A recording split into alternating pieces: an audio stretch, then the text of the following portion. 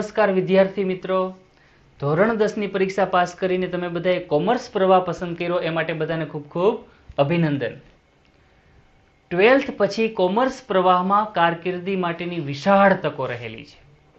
12th પછીના જે અભ્યાસક્રમ છે BCom, BBA, BCA, CA, CS, LLB યાદ રાખજો। 12th પછીના આ બધા જ અભ્યાસક્રમનો જે બેઝ છે, પાયો છે, એ 11-12 કોમર્સ છે।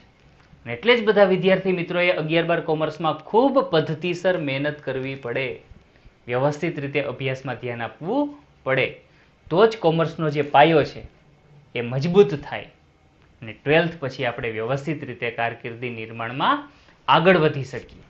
એ માટેના આપણે બધાએ સંયુક્ત પ્રયત્નો કરવાના છે, એટલે બધા જ ખૂબ વ્યવસ્થિત આગળ વધજો એવી આપણે અપેક્ષાઓ રાખીએ।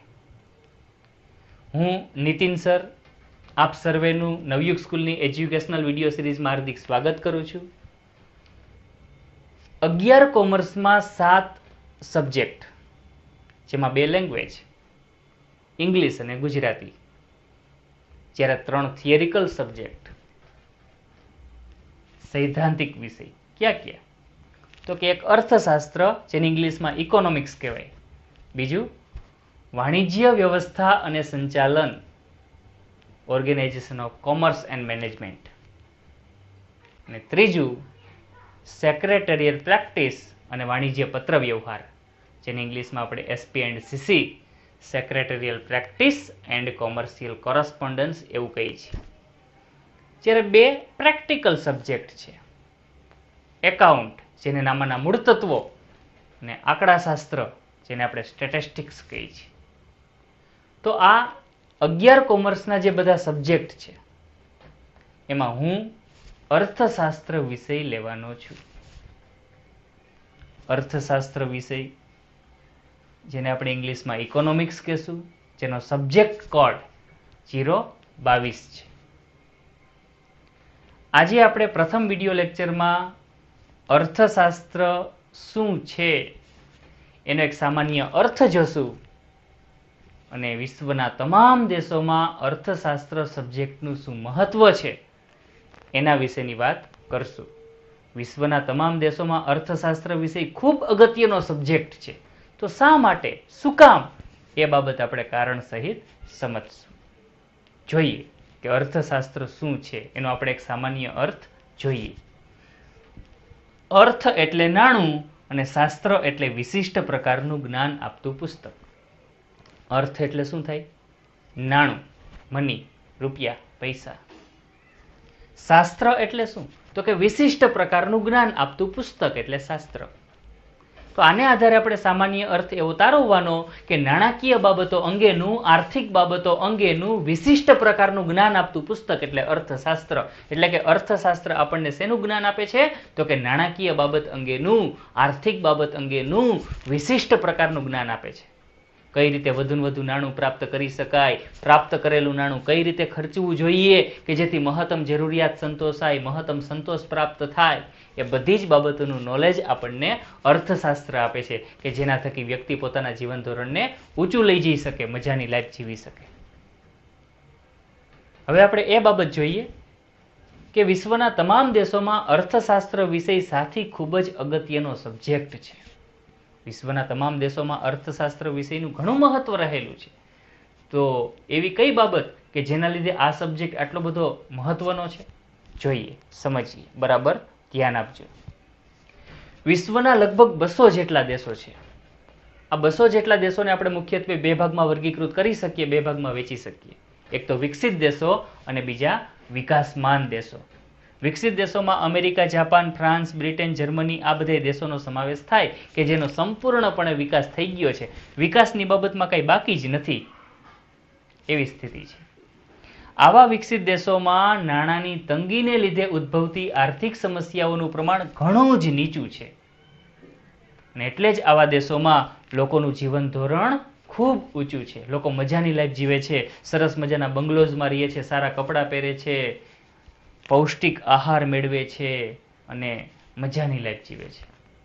એની સામે વિકાસમાન દેશો કે જે દેશોનો સંપૂર્ણપણે વિકાસ થયો નથી, વિકાસની દિશામાં હજી આગળ વધે છે, વિકાસની દિશામાં હજી પ્રયાસો કરે છે, એવા દેશો ભારત, પાકિસ્તાન, શ્રીલંકા, કેન્યા, ઝિમ્બાબ્વે આ બધાય વિકાસમાન દેશો છે જે વિકાસની દિશામાં હજી આગળ વધે છે. આ દેશો એવા છે કે જ્યાં નાણાંની તંગીને લીધે ઉદ્ભવતી આર્થિક સમસ્યાઓનું પ્રમાણ ઘણું ઊંચું છે અને એટલે જ આવા દેશોમાં મોટો વર્ગ એવો છે જે નીચું જીવન ધોરણ જીવવા માટે મજબૂર બન્યો છે.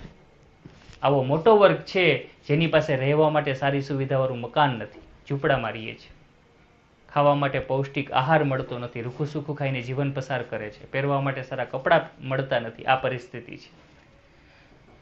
આવી આર્થિક સમસ્યાઓ, નાણાકીય સમસ્યાઓ જે નાણાંની તંગીને લીધે ઉદ્ભવે છે, આવી સમસ્યાઓમાં કઈ સમસ્યાઓનો સમાવેશ થાય તો કે ગરીબી, બેકારી, વસ્તી વધારો, નિરક્ષરતા, ગંદકી, ભ્રષ્ટાચાર આ બધી જ આર્થિક સમસ્યાઓ છે, નાણાકીય સમસ્યાઓ છે જે નાણાંની તંગીને લીધે ઉદ્ભવતી જોવા મળે છે. આવી સમસ્યાઓ વિકાસમાન દેશોમાં વધારે, વિકસિત દેશોમાં ઓછી. એટલે જ આવી સમસ્યાઓને લીધે વિકાસમાન દેશોમાં લોકોનું જીવન ધોરણ નીચું હોય એની સામે વિકસિત દેશોમાં લોકોનું જીવન ધોરણ ઊંચું હોય. ઓકે, મહત્વની વાત કે આ અર્થશાસ્ત્ર વિષય સાથી અગત્યનો છે. વિશ્વના તમામ દેશોમાં કેન્દ્ર સરકાર હોય, આપણે પણ કેન્દ્રમાં બીજેપી સરકાર જે કેન્દ્ર સરકાર છે. કેન્દ્ર સરકારની અંડરમાં કોણ કાર્ય કરતું હોય તો કે અર્થશાસ્ત્રીઓની એક મોટી ટીમ કામ કરતી હોય. આ અર્થશાસ્ત્રીઓની મોટી ટીમ કયું કાર્ય કરે છે તો કે જુદી જુદી આર્થિક સમસ્યાઓ અંગેના સર્વે કરે છે, જુદી જુદી આર્થિક સમસ્યાઓ અંગેના અભ્યાસ કરે છે. ગરીબી અંગેના, બેકારી અંગેના, વસ્તી અંગેના, નિરક્ષરતા અંગેના તમામ સર્વે અર્થશાસ્ત્રીઓની એક મોટી ટીમ દ્વારા થતા હોય. એટલે કે આર્થિક સમસ્યાઓ અંગેના સર્વે, અભ્યાસ, એનું વિશ્લેષણ એ કોના દ્વારા થાય છે તો કે અર્થશાસ્ત્રીઓ દ્વારા. યાદ રાખજો, કોઈ પણ સમસ્યા અંગેના સર્વે અર્થશાસ્ત્રીઓ દ્વારા હાથ ધરવામાં આવ્યા હોય અને સર્વે પૂરા થાય એટલે જે તે સમસ્યા અંગેની આંકડાકીય માહિતીઓ પ્રાપ્ત થાય. જેમ કે ગરીબી અંગેનો સર્વે થયો હોય તો ગરીબી અંગેની આંકડાકીય માહિતી પ્રાપ્ત થાય કે દેશમાં ગ્રામીણ વિસ્તારમાં કેટલા ટકા ગરીબી છે, શહેરી વિસ્તારમાં કેટલા ટકા ગરીબી છે, સમગ્ર દેશમાં કેટલા ટકા ગરીબી છે, કયા રાજ્યમાં કેટલા ટકા ગરીબી છે, બધી જ સમસ્યાનો ખ્યાલ આવી જાય. એ જ રીતે બેકારી અંગે, વસ્તી અંગેનો સર્વે થયો હોય તો એ અંગેની આંકડાકીય માહિતીઓ પ્રાપ્ત થાય. યાદ રાખજો, આર્થિક સર્વેના અંતે, આવી આર્થિક સમસ્યાઓ અંગેના સર્વેના અંતે જે આંકડાકીય માહિતીઓ પ્રાપ્ત થઈ હોય, સમસ્યા અંગેની જે આંકડાકીય માહિતીઓ પ્રાપ્ત થઈ હોય, આ આંકડાકીય માહિતીનું એનાલિસિસ એટલે કે વિશ્લેષણ પણ અર્થશાસ્ત્રીઓ દ્વારા કરવામાં આવે છે. વિશ્લેષણ એટલે શું તો કે આંકડાકીય માહિતીની વ્યવસ્થિત ગોઠવણી કરવી, આંકડાકીય માહિતીની સરળ શબ્દોમાં રજૂઆત કરવી એટલે વિશ્લેષણ કરવું, એનાલિસિસ કરવું, વિવરણ કરવું. આ વાત. ઓકે, આર્થિક સમસ્યાઓ અંગેનું વિશ્લેષણ થઈ જાય એટલે એ આઈડિયા આવી જાય છે, એક ખ્યાલ આવી જાય છે કે દેશમાં જે તે સમસ્યા કેટલા પ્રમાણમાં ફેલાયેલી છે, જે તે સમસ્યાનું કદ કેટલું છે એ બાબતનો ખ્યાલ આવી જાય છે. ઓકે, હવે આર્થિક સમસ્યા અંગેનું વિશ્લેષણ કમ્પ્લીટ થઈ જાય ત્યાં અર્થશાસ્ત્રીઓનું કાર્ય પૂરું થતું નથી. ત્યાર પછી અર્થશાસ્ત્રીઓ શું કરે છે તો કે એક મીટિંગનું આયોજન કરે છે. મીટિંગમાં બધા જ અર્થશાસ્ત્રીઓ ભેગા થાય છે. મીટિંગમાં એ બાબતની ચર્ચા કરવામાં આવે છે કે જે તે સમસ્યા કઈ રીતે દૂર કરશું, એના ઉપાયો વિશેની ચર્ચા વિચારણા થાય. અર્થશાસ્ત્રીઓની ત્યારબાદની મીટિંગમાં કઈ બાબતની ચર્ચા વિચારણા થાય તો કે સમસ્યાઓ દૂર કરવાના ઉપાય વિશેની ચર્ચા વિચારણા થાય. બધા જ અર્થશાસ્ત્રીઓ પોતપોતાના મંતવ્યો મુજબ ઉપાય રજૂ કરશે કે જે તે સમસ્યા કઈ રીતે દૂર કરાય. સારા સારા ઉપાયો લાગે એની વ્યવસ્થિત નોંધ કરવામાં આવે છે. અને યાદ રાખજો, સારા ઉપાયોની નોંધ થઈ જાય ત્યાર પછી સમસ્યા અંગેનો એક વિસ્તૃત અહેવાલ અર્થશાસ્ત્રીઓ દ્વારા તૈયાર કરવામાં આવે છે. આ અહેવાલમાં શું હોય તો કે સમસ્યા અંગેની બધી જ વિગત હોય, બધી જ વિગત. ચોક્કસ આર્થિક સમસ્યાઓ અંગેની આંકડાકીય માહિતીઓ અહેવાલમાં હોય કે સમગ્ર દેશમાં માની લો કે ગરીબી અંગેનો અહેવાલ તૈયાર કરવામાં આવ્યો હોય તો સમગ્ર દેશમાં ગરીબી કેટલા ટકા, રાજ્યમાં ગરીબી કેટલા ટકા, બધી જ બાબત અહેવાલમાં હોય. એટલું જ નહીં, દેશમાં ગરીબી વધુ માત્રામાં છે તો વધુ માત્રામાં ગરીબી શા માટે છે એના માટેના કારણ, એના માટેના રીઝન પણ રિપોર્ટમાં દર્શાવવામાં આવે છે. ને એટલું જ નહીં, આ ગરીબીની સમસ્યા કેમ દૂર કરવી એના માટેના ઉપાયો પણ રિપોર્ટમાં દર્શાવવામાં આવ્યા હોય અર્થશાસ્ત્રીઓ દ્વારા. એટલે આર્થિક સમસ્યા અંગેનો એક કમ્પ્લીટ વિસ્તૃત અહેવાલ રિપોર્ટ તૈયાર થાય છે.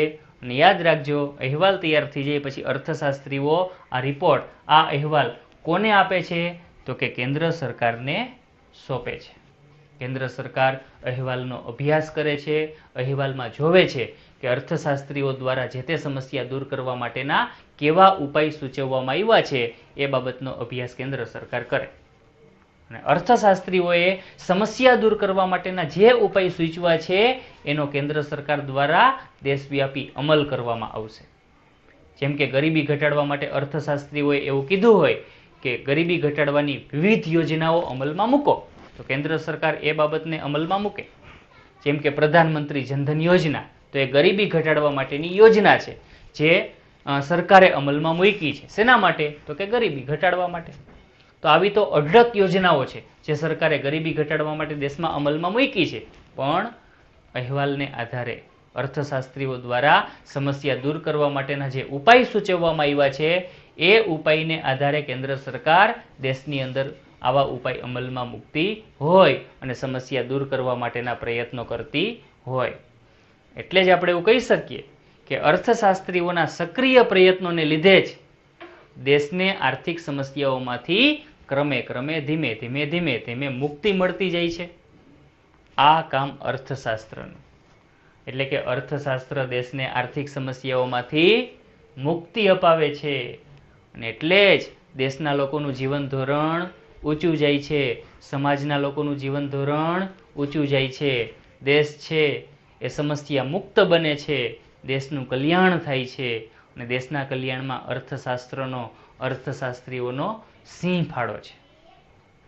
તો અહીં આપણે શું વાત કરી કે અર્થશાસ્ત્ર શું છે અને આ અર્થશાસ્ત્ર વિષય સમગ્ર વિશ્વમાં સાથી ખૂબ જ અગત્યનો સબ્જેક્ટ છે, એના વિશેની આપણે વિસ્તૃત વાત કરી. હવે પછીના લેક્ચરમાં આપણે એ જોશું કે 11th કોમર્સમાં અર્થશાસ્ત્ર વિષયમાં કેટલા ચેપ્ટર છે, બધા ચેપ્ટરના શું નામ છે, બધા ચેપ્ટરમાં કઈ બાબત સમજવાની છે, એના વિશેની આપણે હવે ચર્ચા કરશું. વંદે માતરમ, જય ભારત.